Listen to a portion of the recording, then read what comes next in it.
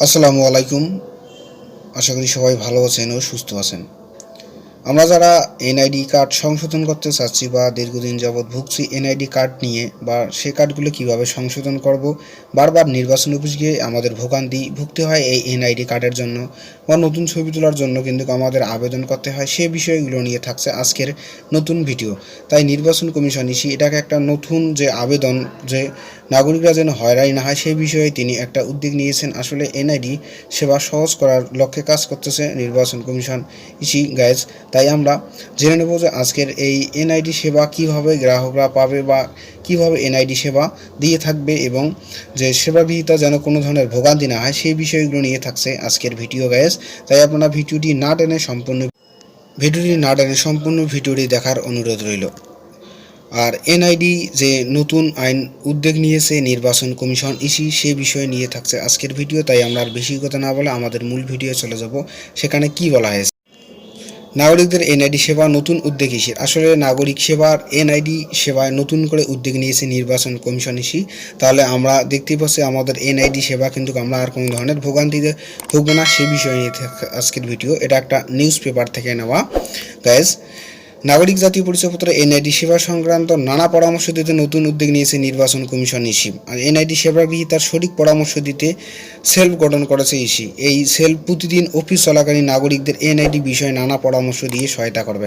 আসলে যে এনআইডি সেবাটি আছে সে সেবার উদ্যোগ নিয়েছে নির্বাচন কমিশন আসলে এনআইডি সেবায় নানা ধরনের মানুষ কিন্তু প্রতিনিয়ত নির্বাচন অফিসে গিয়ে ভিড় করে থাকে, তাদের এই সমস্যাগুলো দূর করার জন্য কিন্তু সেলফ গঠন করেছে রোববার 10 সেপ্টেম্বর জনবল শাখায় উপপরিচালক খুরশেদ আলমের সই করা এক অফিস আদেশে থেকে বিষয়টি জানা গেছে। আসলে এক যে অফিস শাখায় কিন্তু তিনি এই বিষয়গুলো জানিয়েছে যেন কোনো নাগরিক সেবা নিতে গেলে যেন কোনো ধরনের হয়রানি না হয় সেই বিষয়গুলো।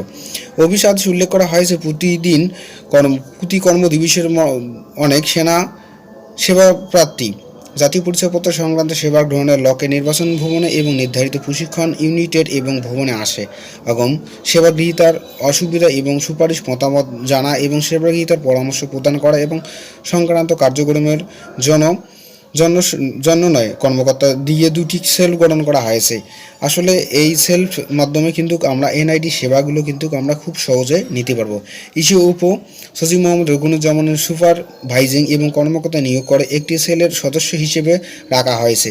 সিনিয়র সহকারী সচিব মোহাম্মদ আবুল হোসেন বা সহকারী সচিব বেগম নূর নাহার বা ইসলাম মোহাম্মদ মনিরুজ্জামান এবং মাহবুব রোমাইন চৌধুরীকে এই সেল সেবা দেখে সকাল 10টা থেকে 1টা পর্যন্ত। আসলে এখানে কিছু কর্মকর্তা নিয়োগ করেছে, তারা কিন্তু সেবাগ্রহীতা যেন সাধারণ জনগণকে সেবা দেয় সেই বিষয়ে কিন্তু তারা কয়েকজন কর্মকর্তাকে নিয়েছে বা সেবা দেওয়ার জন্য। এছাড়াও উপপরিচালক মোহাম্মদ মোশাররফ হোসেনকে সুপারভাইজিং এবং কর্মকর্তা নিয়োগ করার অন্য সেলটিতে এবং সদস্য হিসেবে রাখা হয়েছে। সিনিয়র সহকারী ধনস এবং কুমার সাহা। আসলে এনআইডি সেবা নিতে গেলে আমরা যে হয়রানিগুলো হই যেন এর জন্য কোনো ধরনের ভোগান্তি আমাদের ভুগতে না হয়, তার জন্য কিন্তু যে নির্বাচন অফিস এই বিষয়ে কিন্তু আমাদের কাজ করে যাচ্ছে। তাই আমরা খুব সহজে আমাদের এনআইডি যে সংশোধনী বিষয়গুলো আছে বা নতুন বা ভোট ট্রান্সফার আমরা কিভাবে করব সেই বিষয়গুলো আমরা জেনে নিতে পারবো তাদের কাছ থেকে। এই যে কয়েকজন কর্মকর্তাকে তারা যে নির্বাচন অফিসে রেখেছে যেন সেবাগ্রহীতা প্রদান করার জন্য বা ভালো পরামর্শ বা ভালো উদ্যোগ নেওয়ার জন্য আসলে কিভাবে তার কাজটি করবে বা নিলে কিভাবে কত তাড়াতাড়ি তারা এই হেল্প ডেস্কের মতো একটা কাজ করে যাচ্ছে। এই মাঠে পর্যন্ত এবং উপজেলা থানা নির্বাচন কার্যালয় এমন হেল্প ডেস্ক স্থাপনের নির্দেশ দিয়েছে আসলে এরকম হেল্প ডেস্ক চালু কিন্তু করে দিয়েছে তারা। কর্মকর্তারা বলেছেন একজনের এনআইডি সমস্যা একের অনেক রকম, বিভিন্ন অনুযায়ী আবেদনের ধরনও আলাদা। তাই অনেক সময় আবেদনকারীদের কার ও বরাবর কী দলিলাদি বা তথ্য সংযুক্ত করে আবেদন করে তা বুঝতে পারবে না, ফলে সংশ্লিষ্টটিদের আবেদন ঝুলিয়ে থাকে এবং তাই নাগরিক সেবাকে তদারকি করছে এবং উদ্যোগ নেওয়া হয়েছে।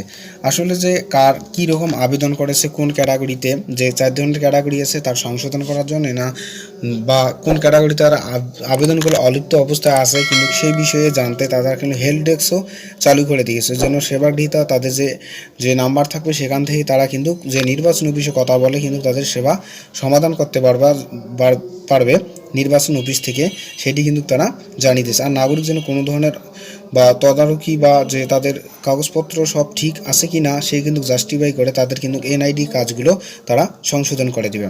গাইস, যদি ভিডিওটি ভালো লাগে অবশ্যই লাইক করবেন, শেয়ার করবেন। সবাইকে ধন্যবাদ, ভালো থাকবেন, সুস্থ থাকবেন।